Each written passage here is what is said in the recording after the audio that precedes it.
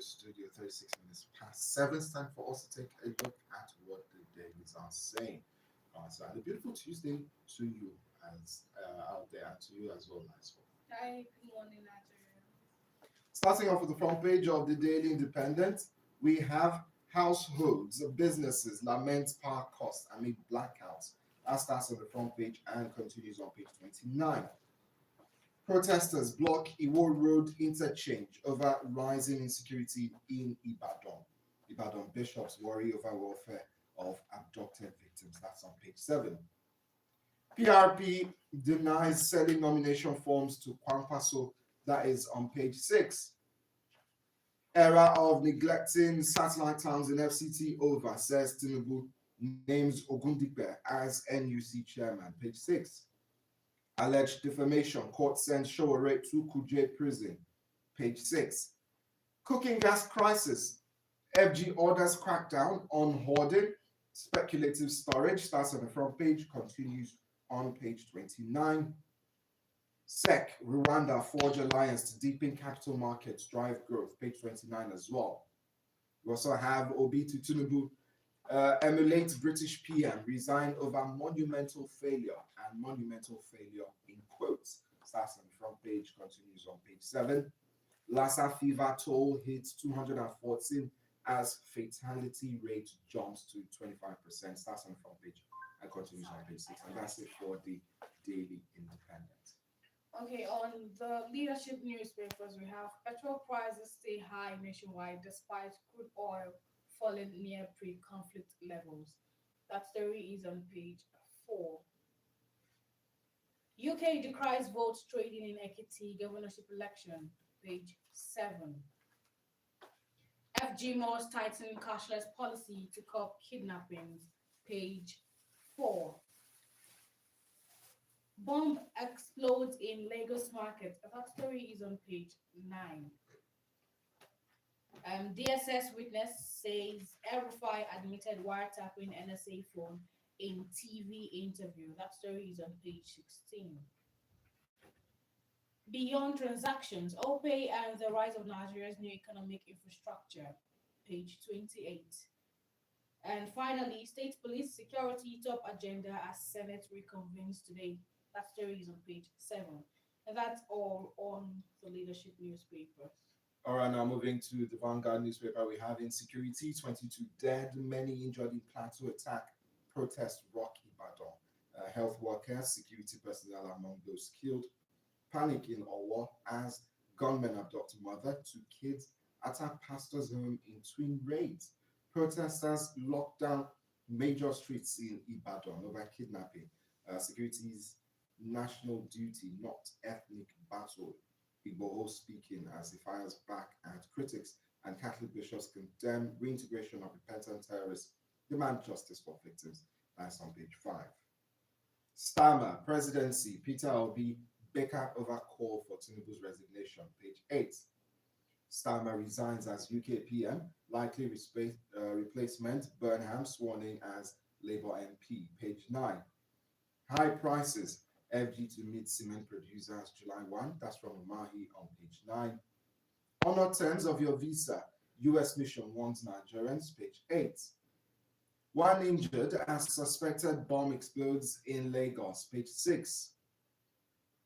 Worry delineation, Emami faults INEX implementation after presidency directives on page 27. Why smuggling persists across Niger's border, that's on page 19, and that's the front page of the Vanguard. Okay, on Al Jazeera, Nigeria, we have rising LPG prices. Federal government orders crackdown over hoarding diversion. Panic as explosion rocks Lagos markets. Police urge calm after suspected IED exploded under parked car. That story is on page 9. Lassa fever fatalities hit 214, page 15. Stranded Nigerians protest delay in repatriation flight from South Africa. That story is on page 17. 20 killed in fresh plateau attack, says PPRO. That story is on page 20. Umahi calls for reduction in cement prices, page 8. Gambia tips Nigeria as model for civil service transformation, page 9. And finally, Bida residents seek urgent cleanup chemical spill. That's all on Al Jazeera, Nigeria. All right, now to the front page of the Guardian newspaper, we have spike in bus fares, force Nigerians to live in cars, offices, shops. That's on 6. We also have FG tasks manufacturers on price cut affordability, page 21. Dismissed calls for Tinubu's resignation over economy insecurity, page 6. FG to audit LPG market as import hits to 26,700 metric tons amid exports by Chevron, page 4. Witness says El Rufai wiretapped NSA's phone, page 29. Court remands Sowore in prison over bail breach, dismisses recusal application, page 29. Cab operators accuse fan of anti-worker activities, shutdown of airports, page 29. Don't seek re-election, Orisa Jaffor tells Tinubu, page 3. Lassa fever, fresh outbreak claims doctor in Benue as fatality rate hits 25%. That is on page 3. Commissioner lays fears as IED explosion injures one in Lagos, page 2. And that's the front page of the Guardian. Okay, on Daily Trust, we have 20 years after Lagos Airport resolves concession war. That story is on page 20. Health workers, security personnel killed in Plateau attack. 240 Nigerians die of Lassa fever in 6 months. We have Kaduna mob killing, last moment of slain female teacher, and that's it on Daily Trusts. All right, now moving to the front page of the Daily Monitor, we have presidency will be clash over call for Tinubu's resignation. Ex-Anambra governor cites worsening economic hardship, insecurity, declining living conditions across Nigeria as reasons for his call. Your call misplaced based on selective interpretation of developments in Nigeria since 2023. The presidency replying there, and that starts on the front page and continues on page 2. FG August crackdown on LPG hoarding, diversion to stabilize cooking gas prices, starts on the front page, that continues on page 2. Era of neglecting FCT Sakra towns over, that's from the president. Insecurity, gunmen kill 20 persons in Plateau, police go after perpetrators, page 9. Ex-Delta Governor Okowa returns to EFCC over 1.3 trillion naira probe, page 8. Ibadan bishops worry over Orire abductees' conditions 5 weeks on. Want bandits, kidnappers to face the full force of the law firmly and swiftly. Condemn ongoing reintegration of so-called repentant bandits, into security agencies' society. And that's the front page of the Daily Monitor. On Nigerian News Direct, we have President Tinubu appoint Ogundipe as NUC chairman. That story is on page 10. Court orders remand of Sowore in Kuje prison over absence. That story is on page 3. Messi makes history as World Cup's all-time top scorer. You can find that story on page 10. Your call for Tinubu's resignation misguided, a political distraction, presidency tells Obi, says over 15,000 terrorists have been taken off the streets. That story is on page 2.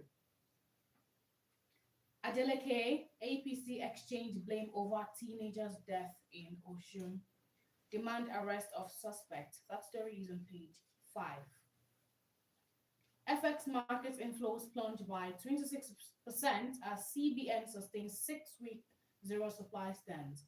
And finally, federal government orders crackdown on LGP hoarding, diversion to stabilize cooking gas prices. That story is on page 8.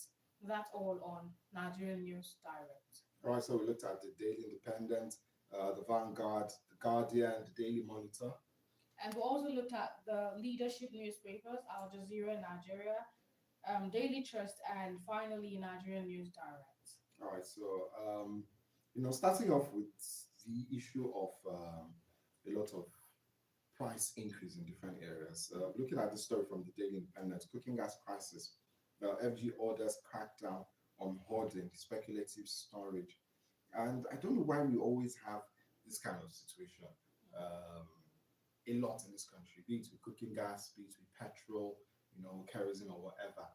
When issues like this happen, where okay, the price is going, people begin to hoard, probably to also make the price go up more so they can make profits on Profit their from already it. bought, Yeah. products in their store and all of that. So it's really, should I say, painful that we have fellow Nigerians, doing this to Nigerians. Because why are you holding cooking gas and trying to, turn the prices and all of that? You're trying to affect and make sure that the prices go up by doing so. So it's a very sad one that individuals are actively doing that, and we always see that happening in our country a whole lot. So I just hope that they'll be able to do something about that one. Also, spiking bus fares, rents force Nigerians to live in cars, offices, shops. Oh That's my from the God. Guardian. Oh my! You're gonna have to live in a car if you do own a car. What if you don't own a car? Yeah, that's another problem. There are people who do not own cars. Mhm. We are currently being priced out of owning their houses or renting a house. It's more like no cars, no house, no shop. Mm. Where do you Where stay? do you now stay? So that's a very big question. And I begin to think to myself a lot that how will the young Nigerian, the average young Nigerian, actually own a house? Like, I mean, because if you look at the prices of land, for example, then you now think of cement. You want to buy cement, you need to buy block. I think cement is upwards of you're 10,000, going too far. You need to 11,000 start from how much are you gonna get a plot of of land? land. Yeah, and then how much is the average Nigerian, the young Nigerian, actually earning? To be able to think, oh, okay, when I work in the next 10, 15 years, I start building my house and all. People are even getting priced out of buying cars. That's for you're talking about an average Nigerian that does have a job. Mm. What of the ones that do not have a job? Okay, let's even just leave it at those that have a job now. Realistically, Okay. how many Okay. of us now can say that, oh, in the next 10, 15 years, would have probably had or own our own home, Me. will have a car Me, and I- all. Yes, I know everybody has that dream, but look at the reality of that now. There are people who are probably even earning like 500,000 each other, but the bills that come their way, on a daily basis, On a daily. taking care of themselves, their families, paying rent. Yeah. Imagine somebody paying over 3 million for like a 2-bedroom apartment. How do you now get to save for your future if you are saving to pay rent? You're saving to cover rent. Okay, you now put all the mathematics together and say, instead of going to live far, far, away from where I'm working, because okay, maybe those remote areas are cheap. Okay, let me stay because I'll still pay a whole lot. Well, on if you know that transportation. you're earning, let's say 500,000 per month, like monthly, why would you go and rent a house that is worth over 3.2 million? Okay, Why? It you know, doesn't you know add why? up. You know why would you do that? I'm doing it. Okay, look at areas like Lagos, the FCT, Abuja, all these places like Port Harcourt. Maybe Port Harcourt you can still see houses. Like someone was saying, okay, for example, now he works on the island. He doesn't want to live too far, so maybe he can go best bet, maybe somewhere like Surulere, Yaba, go and get a house. But if he wants to now go very, very far because of the areas that are very, cheap, inexpensive, looking at the cost of his transportation, he's still going to spend a whole lot on transport. So it's better for him to find somewhere that is closer. And those are the places that are expensive. When I was even hearing how much people are renting houses in places like Egbeda or Oroshoki, and I was like, are these the places that I remember? How much? In Lagos, and there are people talking about how they're renting houses for 2 point something million, 3 million, and they keep saying they want somebody who's working, and I'm like, yeah, a young person cannot afford, who's starting life, cannot really afford it. So there's a whole lot, to be honest. There's a whole lot of, problem when you actually think about it. As a young person, when are you going to now be stable enough if you are paying that kind of money for rent to own a house? But I'm still going to stand on my ground that is cut your coats according to your size. Yes, that I understand. Eh, But it's no fault of theirs in this situation now. Mm. A car of, let's say, um, for example, now in 2008, there's this car they call Spider, Toyota Spider. They're about 2008, I think 09 and co. I was seeing people resurface prices as far back as 2020. That car was going for, people were selling their car off for like 2 million, 1.8. That car now, currently, if you want to get that car, that same car goes for like 7 million, 8 million. And it makes no sense. And I'm like, how does a It's the 2008, same car. 2009 car, yes, in 2026 go for 7, 8 million? That's When the in same thing we're 2020 talking about. it was going for a million something or 2 million. That's So- the same thing we're talking about. Same with landlords. You're not renovating the houses, you're not changing the tiles, you're not repainting, you're just increasing the rent for no reason. Why? Yeah.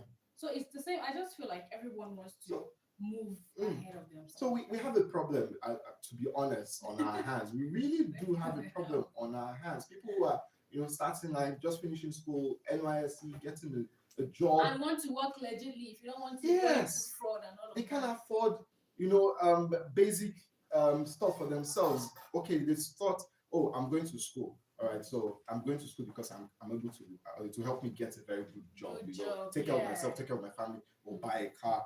So yes, I That's can do the a mortgage, to own a house. But Yeah. all of these just look like they are far away from the average. Very, very far. From the average in Nigeria, you're paying 1,000 something for petrol, and you're paying cooking gas 2.5, which is also ridiculous. I mean, sorry, I'm coming from the angle of the young person. There are a lot of people who are in their 40s and up who have families already, and I understand your plight. But I'm coming from a young person because I'm a young person as well. You want to also start your own family. You think of all these things. You think of what your fellow your colleagues are going through, your friends. You guys share stories and all of that of what you're experiencing at the moment. So the current reality on ground is really, really tough. And I hope that things really turn around, economic wise, because having people sleep in their cars because of, rent fares, sleep in their offices to avoid paying huge amounts of money when it comes to transportation. And I can just imagine the kind of embarrassment it's like, have to wake up before anybody comes to the office, have your bath, brush, and probably pretend like you did not sleep in the office. And again, yes, good girl definitely pays. Yeah. Don't go if you're a girl, don't go with that saying that good girl no they pay. They pay. Please do it legibly. Okay, it's gonna pay one way or the other. All right. Well, away from that, we just hope that things turn around For the better. for the better. We have Ibadan Bishops, speaking up this morning as well on the papers, and from the Daily Monitor, Ibadan Bishops worry over Oriwe abductees' conditions. 5 weeks on, yes, it's over a month, and every day I think I've always made it a point that I speak about it. Yes. Talking points. I've mentioned it, one way or the other, that we still have children in the bush for over a month.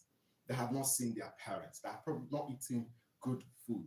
Rain. We're already in the raining period. It's drenched them, beating them, as we say, in this part of the world, for over a month plus. And it's just a very sad situation. And I keep remembering how the husband of the principal had to kneel down, crying to the governor, begging and all of that, because this is beyond him. It's above him. Being incapable of solving a situation that involves your loved one is a very terrible thing, Really, you can't as do well. nothing about it.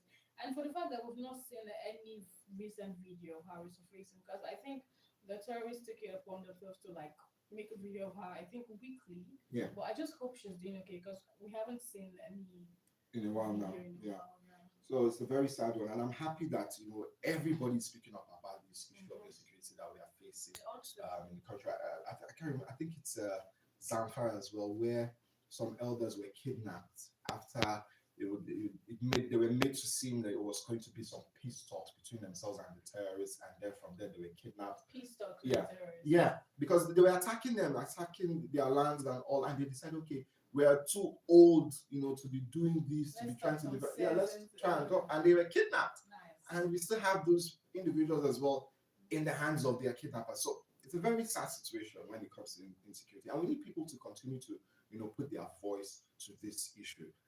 as well. It doesn't help anybody if we all stay silent and just move on. And just wait, You know, fold our hands and like wait. it's going to just turn around. I But mean, it could be we need anybody. more. Yeah, we need more. Also, sad one in Plateau, gunmen killing 20 persons as well. So police are set to go after perpetrators, and we hope they bring them to justice, bring them to book. And it's very important that those people get what they deserve for killing, taking lives in this country. And protest as well has rocked Ibadan due to what has been happening in security. So very tough situation there. Well, a lot of people have been taking, should I say, lessons from the UK PM, stepping aside yesterday, stepping aside. There's another person, to take over Burnham. A lot of people have been taking, but even if for Kestama, it's both ways. Yes, he did, good in some areas, and there were some areas that he was lacking in, and people were putting pressure on him, due to that. But yeah, people have said when the people don't want you, step aside. When you feel On your like own, you're failing, step just aside step and aside. all. And I was thinking, in Africa, is there anybody that resigns?